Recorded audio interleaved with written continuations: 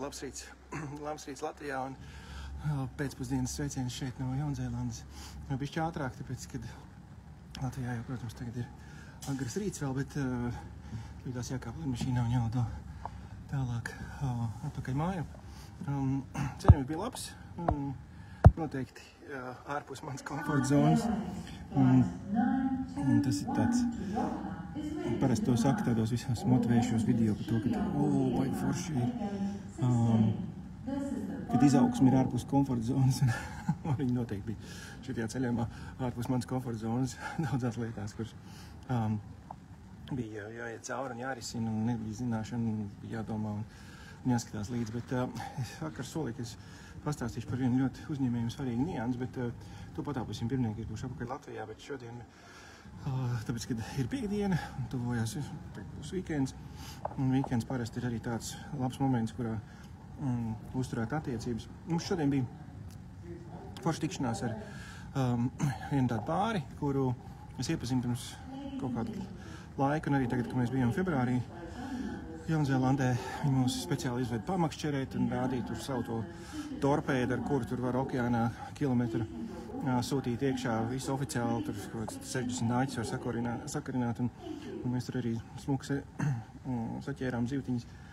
Un viņam tagad tam vīram, viņam 70 gadi nākamgad paliek, un viņam šobrīd šajās 3 nedēļas nebija mājās, jo viņi ir Oklendā viņam ir prostats vējs, un viņi atbrauc uz šīm te kas tur ir ķīmijām, vai kas tas ir, tas procedūras, un veselu mēnesi tas viss iet cauri.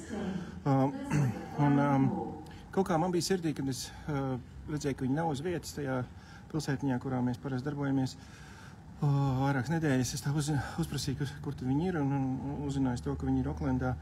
Mēs īpaši make sure, kad mēs varam viņus satikt, respektīvi paskatījāmies pēc laikiem, lai mums paliek laika arī viņus satikt, un šorīt no rīta mēs saskrējāmies brokastīs, un nekas it kā liels un īpaši, bet tā tāda forša lieta, kuru noteikti izmantot, kad kamēr mēs varam, tikmēr veidot attiecības un uzturēt viņas dzīves.